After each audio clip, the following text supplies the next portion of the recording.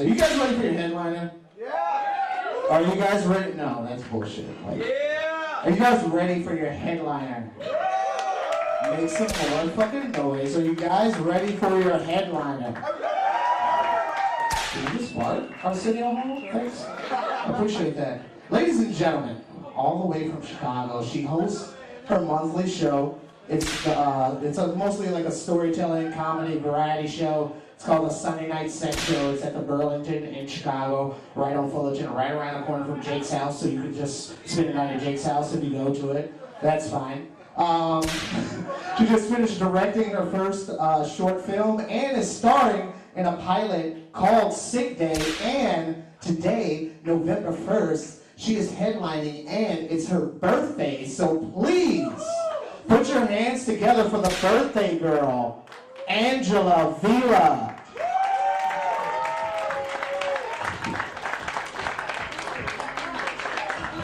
Yeah, Zodiac, awesome. It is my birthday today. Weird thing though is everybody on Facebook, they keep putting on there, happy birthday, it's really awesome and the support's really great, but a lot of people, I think like the new thing is to put just HBD. So like all day on my page I just keep getting happy HBD and I just feel like I'm getting congratulated for getting an STD. I just feel like I have to call my mom and explain, like it just sounds weird, like, hey, how's your HBD going? Like it's been really hard today, my HBD. It's just really bad. Yeah, but growing up, it's kind of hard to, like, as a kid to have a birthday right after Halloween, because you kind of like no choice but to have a birthday with a Halloween theme. But it wasn't, it wasn't that bad. What were you for Halloween? Did you dress up? What were you? We were a 50s couple. A 50s couple. All right, that's all right. So what about you? I'm just randomly picking people. Yep, you. I just have like some flight outfit. A flight outfit. It's like a Tom Cruise outfit. A like Top Gun? Yeah, it's Top Gun. Top Gun, okay, flight. Actually, what were you, was it like a sexy flight? I mean, like, It's just because you can just take anything and just make it sexy for Halloween, like I'm a sexy chair, like just anything. I had the most unsexiest Halloween costume ever. I bought a wig. I did a show last week that I paid homage to Phyllis Diller. You know Phyllis Diller? Yeah. She's passed away. So I did her set last week, and so I bought this wig that was just like crazy hair, that I wore for her. And so I put that wig on, and then I had on like this old lady's muumuu with a cat on it, and then I found cat slippers, and then I found, so I went out to the thrift store and I got a stuffed cat toy. I was a crazy cat lady. It worked out pretty good. I did not get laid. Just didn't work for me. But it's like, the weird thing though is when you're shop, like when I went to go shop for the wig, Halloween stores are hilarious. You kind of, when you said I was a flight person, that kind of is the same thing where like, all of the costumes and the wigs, they're all not called exactly what they are. You know what I mean? Like for copyright reasons, they're always similar but not the same thing. And the wigs were hilarious to me this year because there was this wig that was basically, it was Amy Winehouse. It was the Amy Winehouse hair, which was awesome and sexy, but it was called the rehab wig. Literally the rehab wig. And I was like, well, what if her family members go looking for a Halloween costume and they see like her hair as a rehab wig? And I thought it's weird too because it should have been called the didn't go to rehab wig, because that was a little bit false. Some other wigs that really were exciting to me, there was this one that was called I'll just describe it first. It was blonde, teased up, kind of tall like 80s, and then a mullet that just dropped in the back. And it was called the used car saleswoman.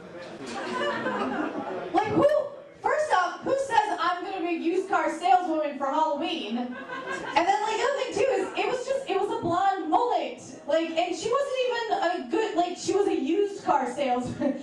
She didn't even get like the good job, that mullet's holding her back, I just feel like it's holding her back. And then there was another wig that was it was pretty much the same wig, and it was called Super Mom. And it was like, to me, it was like 80s mom. It was like 80s TV mom. So I realized, like, you know, the used car saleswoman and the 80s mom were just basically the same woman. And I don't know what happened in the 80s. And then another one that I thought was really, really awesome was there was this adult woman's wig that was red. And you guys have probably seen, I mean, all the Halloween stores are the same, so I'm sure you've seen some of these. But they had this red wig that was just basically pigtails, and it was called Easy Girl. Or Easy Date. Something like that, Easy Date. First off, it's Halloween, they're all easy that night, except for the cat lady. She didn't get it. But and then, like, I went just 2 aisles down. I mean, I already thought that was weird. Like, what a weird wig name anyway. But I went like 2 racks down, and then there was all the kids' wigs, and damn near same wig for the kid was Ragdoll Girl. Same wig, just for a kid. And I'm just like, look, we're confusing folks, you know? I feel like she grew up. She grew up two rows down, and now she became Easy. Ragdoll Girl became Easy Girl. We know what happened. She doesn't have a bright future, and she did not go to college. Right? That just didn't happen. That did not happen at all. But yeah, so the Halloween wigs, that was, you know, that was pretty exciting. But so that was my fun costume, was Crazy Cat Lady. And there'll be a callback to that later on, see if you guys can catch it. Anybody here ever go to the city? Go to the city often? Often, maybe? Yeah, no? Anybody else here, like, from the city, from here besides me and Keith? Oh, really? What neighborhood do you live in? Well, originally I'm from Illinois, from the suburbs. Oh, okay. Oh, yeah, I forgot. We're in Indiana. I'm like, we're all from Illinois. Oh, no, we're not. No, that's right. Oh, awesome. Okay. Well, I'm one of the comments earlier was talking about, like, hipster stuff in the city, and I'm one of those annoying bike riders that I ride my bike everywhere. Does anybody else do that? Is that just a city thing? Anybody do that out here and ride their bike everywhere? No. No? I'm totally one of those annoying people that ride their bike everywhere and piss everyone off. But no, I feel like I ride my bike everywhere, every day, and I sold my car when I went to the city. And but I'm trying to be a savvy bike rider. I'm getting, when I first started out, it was really, about a year ago, and it was really, that's when I sold my car. I was like, I'm going to do this for real. Fuck it, I'm going to do it for real. I'm going to ride it every day. And, it took me a while to get really used to it. And I always would get really pissed off because, people in their cars, they hate bikers. They hate them so much because we're in the way. But really, we're but we're less a car. There's that whole battle. And every time I'd go past, a cab would ride by and honk the horn, and I'd always be like, "Fuck you, asshole!" Because I'm thinking this guy's being a cat-calling pervert. But looking back now, I'm just he probably just realized how ridiculous. He's probably just "Look, girl, you're not fooling anybody. Just get off the bike and get in the cab, all right?" I was probably really out of breath and sweating a lot because it took a while to get. He's probably just saw I was desperate. Just get in the cab. But it took me a while to get used to wearing a helmet. I finally started wearing a bike helmet after maybe 10 or 12 accidents that had to do with late night drinking in 4 a.m. bars. And I just said, all right, I'm gonna finally wear a helmet. But it's hard to get yourself used to wearing a bike helmet if you don't wear, because I find that the same argument I have with myself why I should wear a bike helmet is the same on why I should ever use condoms. It's the same argument. It's the same one. You're looking back afterwards and you're just thinking, should have had one on that time. Just looking back, same arguments all the time. Always, near miss accidents. That's what. And there's no morning after pill for a bike accident. There's just not. There's not. Was riding my bike past a shopping center the other day, and there was this great sign in a store, and the store was it was for windows, for blinds and curtains and all that stuff. And the sign in the window said, "Because criminals window shop too." I'm I get it, right? That makes sense. It makes perfect sense. But I was thinking about that sign, and I just feel that it had the most cutest visual ever. Because like I totally just picture like a criminal couple walking down like a really rich neighborhood, just looking at everyone and be like, oh, that couch is gonna look really good in our living room when they go on vacation. It's gonna be so good. And just like picking out which dining set, like which house they're gonna rob. I just feel like that's so cute, right? Or like a pregnant criminal couple, just waiting to see like when the people unload, like who's pregnant, you know, because they know they could just like unload their house with all the fresh new nursery stuff. Like, it's gonna be great. So yeah, I just feel like that's kind of cute. It's kind of a cute visual to have. One of my favorite things involving biking that I do every year is I do the naked bike ride. Anybody here ever heard of that? Yes. Everybody here knows it? You do. Do you do it? Witnessed it. Oh, you witnessed it. Where? Please tell me. That's exciting. It was after Blues Fest or kind of blacked out. And then, well, like what? Do you remember like what area, like what neighborhood? The penis area. Well, get back to me. And then no, it's fine, it's fine. Well, I don't like. Were you downtown or in the neighborhoods? No, we were in a neighborhood.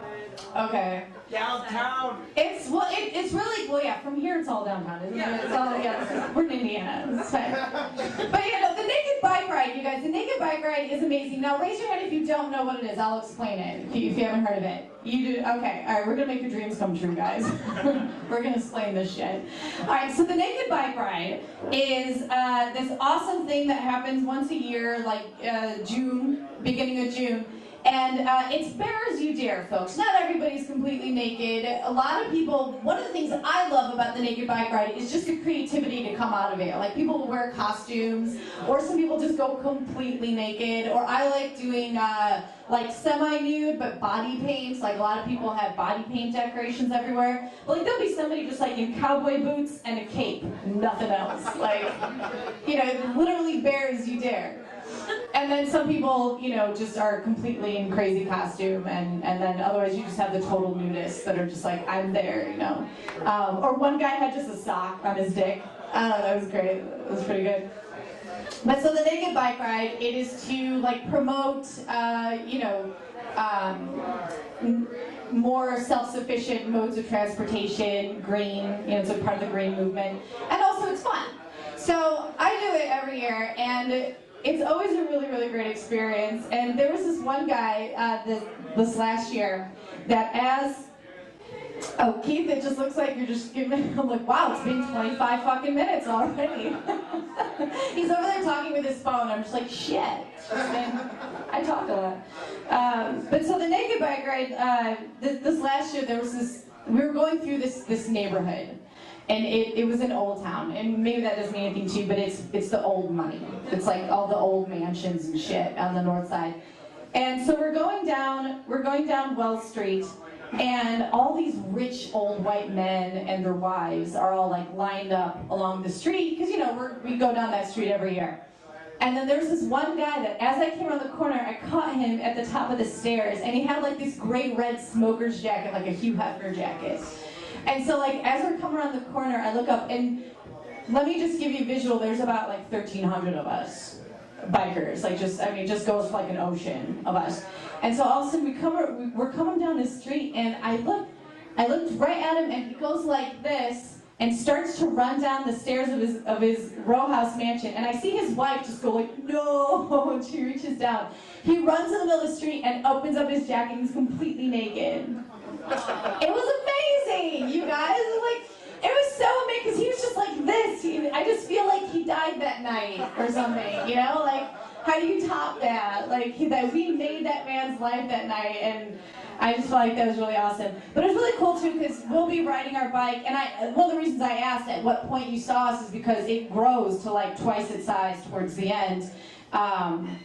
Because we're literally going down streets, and people on their bikes will stop, see us, and be like, oh shit, this is awesome. They will stop what they are doing, take off their clothes, and join us. And we all shout like, one of us, one of us. It was amazing. It's like cool camaraderie. But so we thought like that was pretty cool. Yeah, see, there we go. We just thought that was pretty cool that that old man joined us for that moment. That was pretty awesome. One thing about the naked bike ride too is, you know, everybody's naked, and it's one of the things that's really strange is you actually kind of forget that you're naked because everybody else is too. And you literally don't really notice, like, I mean, everybody's checking everybody out. Oh, I totally checked everybody out. I totally stared at tits and dick all night. But you don't let it be obvious, you know, because you don't want them to be obvious to you. And so, like, basically there's this one guy that just kept writing up. This wasn't this year, this was the year before. He kept writing up and he kept trying to have conversation with me, like, so you come here often? And I'm like, I hope you don't, because we're naked and that's creepy. But it's like, he kept trying to like have like that startup talk. And I'm just like, really, asshole? Because we're all naked. But I just feel like if you go to something like the naked bike ride and you try to hit on somebody, that's just like, I don't know, I feel like you're a total douchebag, you know, like totally. And I thought about afterwards, I was like, well, for anybody who wants to hit on somebody at a naked bike ride, like, how would that misconnection look afterwards anyway? You guys know misconnections? That whole thing with the, you know, I saw you here, you saw me there, we talked for a second, call me. Yeah, I just feel like the misconnection on the naked bike ride would just be like, I was naked, you were naked, we were on bikes. Like, how do you really, you know, you had the brown hair, the body paint, like you're describing. So it actually occurred to me afterwards, I might do this next year, I think I might actually do a misconnection in the paper afterwards and just watch 1,300 people show up to Starbucks. I feel like that would be really entertaining. But yeah, not a good way to hit on somebody, not a good way. Dating, by the way, is that still a thing? Are people doing that? Is that still, I don't know, is anybody here on a date? No? Yes. Yes? Yes. One guy. Nobody else here is getting laid tonight. Actually, wait, then that means that we're all single, right? Raise your hand if you're single. Awesome. Okay, that's just good. I don't have a punchline. I just am going to get really drunk after the show. And I'm on antibiotics. So that just really solves the problem. So, no, actually, I have discovered something because I'm on antibiotics. I've had like a cold all week. And I realized that being on antibiotics and having a glass of wine is like having 5. Like, the doctor's not fucking shitting you. She's like, don't fucking drink while you're taking this antibiotic. And I'm like, oh, it's fine, it's fine. No, it's like worse than, like, it's cheaper than a roofie with insurance. I'm like, this is great, this is cool. And I really, like, if you're broke all the time, just take an antibiotic. You'll have to spend like 1/3 of the amount at the bar. Like, it's fine. Like, you know, just save your antibiotics and use that instead of the roofies. It's legal. That's what I'm saying. But yeah, so I've discovered the antibiotic thing. But dating is like, my mom, she always gets super, super excited when I do go on dates because she's like, honey, it's so great. I'm so glad that you're dating. I'm so glad. And I'm just like, yeah, Mom, have you seen the economy? I can't afford my lifestyle. The rising cost of Jameson alone this year has forced me to date some fellas. But yeah, no, like economy dating. It's kind of what I think of it is economy dating, you know. And Verizon, I have this new phone, and I feel like, you know, does anybody here have a Verizon Android? No? Okay. Well, it's my first touchscreen, so I don't really know too much about it. But every time that I lose a signal, it says on there, connection lost, tap to retry. And I was like, Verizon understands my relationships. Totally. Why should my relationship with my phone be different from any other, you know? Tap to retry. It's kind of like Verizon sums up my breakup sex, you know? Connection's lost, man. Just tap to retry it. That's all you gotta do. One thing, do you guys do, like, no matter what my dating situation is, no dating experience I ever had will come close to the rise and fall of what I experience daily with Groupon. Do you guys do Groupon here? Yeah. You guys do Groupon? Really? No, I mean, it's like Groupon's everywhere, isn't it? Yeah. Do you guys know what Groupon is? They never tell me when it's gonna expire. It sucks. I have like 4 expired Groupons. Break up with Groupon, man. Break it off. Fuck Groupon. Connection lost. So, okay, if you ever go through it where all this, yeah, no, let's discuss this Groupon thing. No, Groupon, like, okay, I get the daily Groupons in my email every day, and it always starts out the same. I open up the Groupon, and it's like, okay, restaurants, would you like to try Thai food? And I'm like, yes, I would love to try Thai food. That sounds great, Groupon, thank you. And then it's like, would you like Italian? I'm like, yes, I would love to go get some Italian food, Groupon, thank you. And then I start to scroll down, and then it's like the second date shit starts happening, and it's like, hey, do you want to go to the movies? I've got this Groupon for movies. I'm like, yeah, sure, okay, I'll go to the movies. And then you start to scroll down. As you're scrolling down the page, I swear that happened last time I was here. I swear that happened 2 months ago when I was here. And I mean, what is happening in Crown Point? What is? I swear this exact same thing occurred when I was on stage 2 months ago. Lakes Parade. And yeah, Pride Parade's finally coming to Crown Point. And there are more. There are more happening. Should we just? Oh my God! We're gonna shut it down. We're gonna shut it down. Can we just pause this and go outside for a second? Just chase it. Actually, they're all stopping, I think, right there. And then we find also like, does anybody smell smoke? Why does it smell weird? Wow, it's incredible. Yeah, so like as you're scrolling down the screen for Groupon, you realize that after the second date shifts, oh yeah, no, we gotta pick it back up where the Groupon is. We're gonna get through this. Just, I'm waiting for fireworks. Just fireworks start to happen behind me. It's gonna be amazing. And so like as you're scrolling down the Groupon, you start to like, things are like Cancun trips. You're like, oh my God, shit's getting serious. Groupon wants me to go to Cancun. And then it's like Cupcake Tour Michigan Avenue, and you're so happy, and you're getting so fat, so much food, you know. And then like any good relationship, you guys, you start to get to the bottom, and then all of a sudden it's just like laser hair removal, and Pilates and yoga. And I'm just like, what happened, Groupon? I thought you loved my body. What happened? I feel like if I ever scrolled down and there was a Groupon for Lamaze classes, it's like, fuck you, I'm out. I will not have your Groupon baby. There is no way that is happening. So, one last thing I want to tell you guys about is I started a new job last month. Thanks! Yeah, no, actually it is. Yeah, no, thanks for the encouragement, man. I started a new job, a night job, about a month ago, and I want to tell you guys about this job. But before I tell you about my new night job, I've got to tell you about what my day job is. And I work at a cat shelter. So hence the crazy cat lady costume. That worked out pretty well for me. So I work at a cat shelter during the day, and it's like I'm always just messed up all the time. Like I have to, like going on a date, working at a cat shelter, usually like my hands, I have scars all over, like my legs you can't see, but I just have scars everywhere because I'm always getting bit and scratched on my hands. Because like pelling a cat is just like, you just like shove it in the cat's mouth and you're like tore up all, like I bleed every day that I work. And so like usually I'm sitting there like with somebody at a date and I always see them notice my hands. I'm like, look man, I'm not a cutter. I just work at a cat shelter.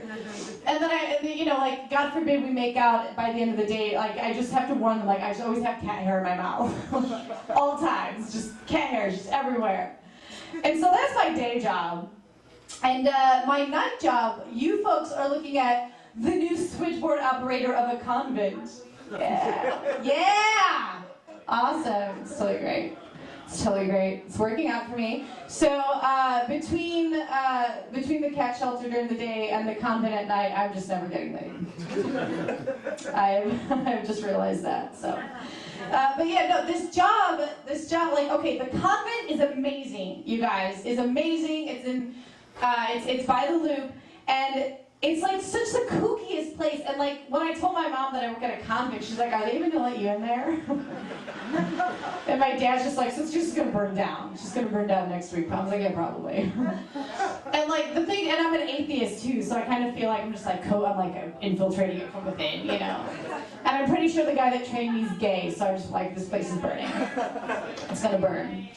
So my job at the convent is like, I'm literally a switchboard operator. Because like the nuns, there's like 80 nuns that live there. And like they don't have cell phones. So literally calls come in and I have to connect them to their rooms. It's kind of like dorms there. It's not a house. It looks like a school kind of.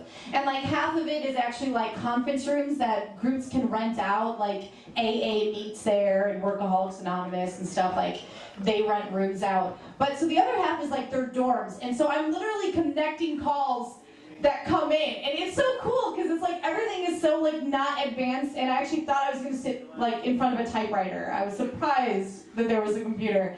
But a call will come in and I just feel like, oh, Sister Agnes, right away. And I'm just like, oh, Baltimore, absolutely. Like I'm just connecting like New York, Cincinnati, sure thing. And like I just wish I had that whole like giant wall just like connecting. Is awesome.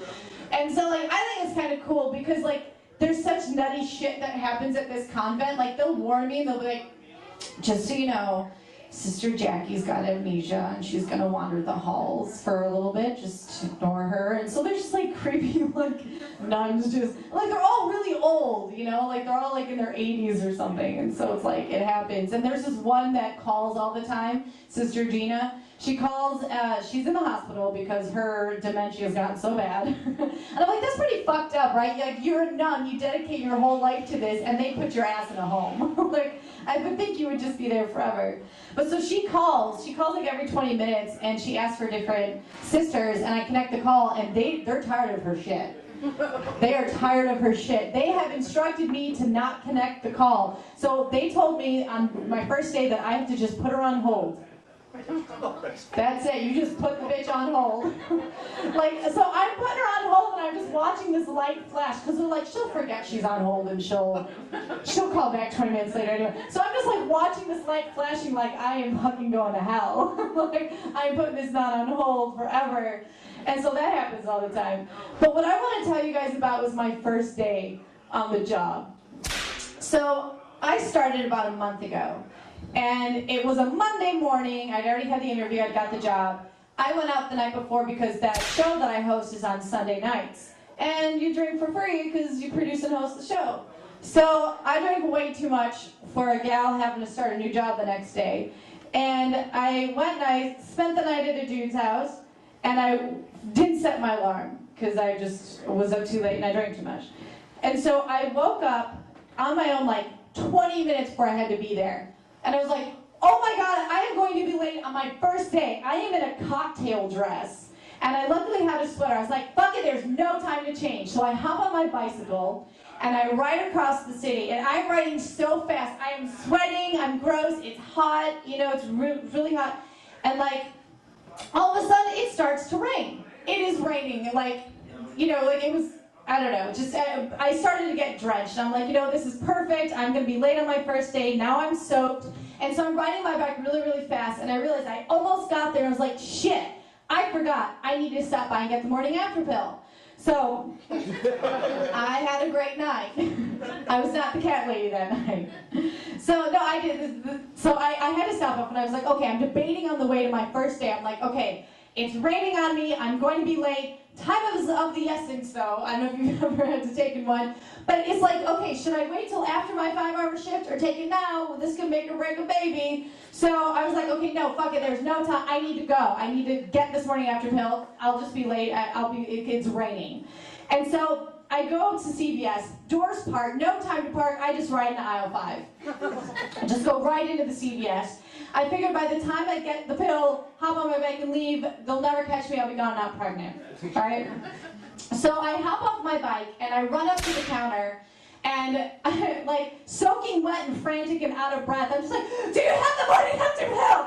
And the pharmacist was like, whoa, yeah, okay, yeah, that's fine. I was like, okay, I'm just in a hurry, And she was probably like, well, this is, you know, this shit must have just happened. I'm just like, no. I'm like, no, I'm just late for work. again, and I'm like, no, that's not the generic, $5 cheaper. She's like, oh, right. You gotta save money. And so she goes to get it, and then she rings me up for it, and I'm just like, do you have any water? Because anytime I've taken it, you just take it right there at the counter and throw away the box. And so she's like, no, I don't have any water. I was like, fuck it, I'll take it to go. And so I grabbed it, and I hopped on my bike, and I made it. I made it with 1 minute to spare. So I sit there, and they felt really bad for me. Like, I could have been late because I was so wet from the rain. And so I sit there, and I'm just like, do you mind if I just go to the restroom real quick? I just want to dry off as best he's like, yeah, understandable, go ahead. And so I go in the bathroom, and I'm taking the 2 pills under the sink because I'm a classy bitch. And so I'm taking the 2 pills. You can take them both at the same time, ladies. You don't have to wait 12 hours. And so I take the pills, and I throw it in the box, and I go and I sit down, and I'm like, problems fucking solved. All worries good. And then all of a sudden it occurred to me, what the fuck did I just do? I just threw away the box to the morning after pill in the bathroom garbage of a convent. And it occurred to me that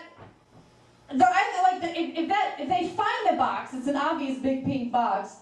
If they find the box, they're obviously like, well, it's obviously the new switchboard operator. Or I feel like they're just gonna hold a meeting and be like, which one of you fucked up? And there's only 2 nuns that are maybe in their 50s that maybe haven't hit menopause, and so just sitting ducks. I'm just and I just don't want to be responsible for not getting yelled at. So I was like, you know what? I forgot my bag in the bathroom. I'll be right back. She's like, yeah, go ahead, whatever. So I grabbed it, and I had to put it in my underwear, and I went and I sat down, and then later on I slid it in my backpack, and that's how you solve the fucking problem. Yeah. I was like, please don't find that. I'd be so obvious. And so, on this first day, the guy that is training me, we're looking up, he's showing me all the groups, I was explaining AA meets there, Workaholics Anonymous meets there, and then actually just miscellaneous groups meet there too, like Heartland Alliance will rent the conference room. And there's this one group whose acronym I did not know, and it was the SLAA. Does anybody know what the SLAA is? This is so good. The SLAA, to my surprise, is the Sex and Love Addicts Anonymous. Yes. This is very exciting for me because I host a sex show. And so I'm like, oh my God, this is great. I should know about this and talk about this. And so I looked up, so the guy, well, I should say first, the guy that was training me, I waited until he went on his break because I didn't want to be I already had the morning after pill incident. So I'm just so I waited until he went up and he got in his break, and then I looked up more information on the SLAA. And the SLAA, you guys, this group's amazing. And I realized that, it makes sense for them to meet at a convent, because I feel like if they met anywhere else, they'd know they just start fucking in the middle of class. Probably. So it makes sense. But so I'm looking at the SLAA, and I came across this wonderful list that I would love to share with you guys. I just like pulling stuff out of my tits. It's great.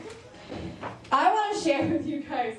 I printed this up while I was there, which is very exciting. 40 questions for self-diagnosis on whether or not you need to go to the SLAA. And just to get a really good idea too, because I was explaining how this convent's kind of old-fashioned, stuck in the past, and there's no technology around. Can you verify the copyright right here of this list? The copyright is 1985. Yeah. Wow. That's where I work. I work with the 1985 copyright on this. So here's the thing. This whole list is amazing. I'm going to share some of my favorites with you guys, if you guys don't mind. Here's one question. Have you had sex at inappropriate times, in inappropriate places, and or with inappropriate people? What day of the week are we talking about? Because a Wednesday inappropriateness is different than a Saturday night, So that's what, yeah. And then here's one of the first ones. Do you feel that you don't want anyone to know about your sexual or romantic activities? That's my diary. Do you feel you need to hide these activities from others, friends, families, coworkers, counselors? And I was reading this and I was like, look, man, it's sex, it's not crack. I don't think anybody's over there just being like, man, I gotta put a fucking dick in me, man. Just put a fucking dick in my mouth. No, nobody's like, Jesus Christ, man, it's sex, calm down. All right? I just jonesing, you know, somebody's jonesing for a dick. Do you believe that sex and or a relationship will make your life bearable? Are you fucking kidding me? Have you lost count of the number of sexual partners you had? Have you been to college? I feel like that, you know, kind of puts a dent in it. Do you find that you have a pattern of repeating bad relationships? Have you ever dated? Ever? Anyone? Because like if you've dated anybody ever, then you've obviously had a bad relationship because one of them didn't work out. It's kind of a weird question. Oh, here is, okay, some of the wording of this is dynamite. Do you feel like a lifeless puppet unless there is someone around you with whom you can flirt? Do you feel that you're not really alive unless you're with your sexual romantic partner? Oh, I love that. Okay, I'll share a few more with you guys. I wish I could just read this whole thing. I'll just pass it around. Just leave it here. I should just leave it here. Here's another one. Do you find yourself needing greater and greater variety and energy in your sexual or romantic activities just to achieve a, quote, acceptable level of physical and emotional relief? Are you a real fucking person? Are you a living, breathing person? Here's one of my favorites. This will be the last one I read for you. This one is just the wording, okay. Do you feel that your sexual and romantic behavior is about as rewarding as hijacking a revolving door? I read that and I'm just like, oh what, we're having sex in a revolving door? Awesome! Very cool. So yeah, if anybody wants to go and self-diagnose yourself. Long story short on this one, I was able to print up this fine thing. So the guy comes back and relieves me from my break, and I've got this thing with me. I'm in like the lounge room eating cookies, reading this shit, and I'm just like, this is fucking great. And then it just occurs to me, I never closed the browser. I never closed the browser. So I get back, and like I walk in the room, and this is, you know, like the guy who was training me sitting there. I look, browser completely shut off. And he never spoke of it. And I was like, that is how you have a first fucking day. All right, you guys, I'm Angela. Thank you so much. You guys have been very, very fun. Thank you for letting me spend my birthday with you guys. You're awesome. Please give it up again for Angela Vela, the sex addict. Oh, and can you all together, like, all at once, just wish her happy birthday on 1, 2, 3. 1, 2, 3. Happy birthday! That was good.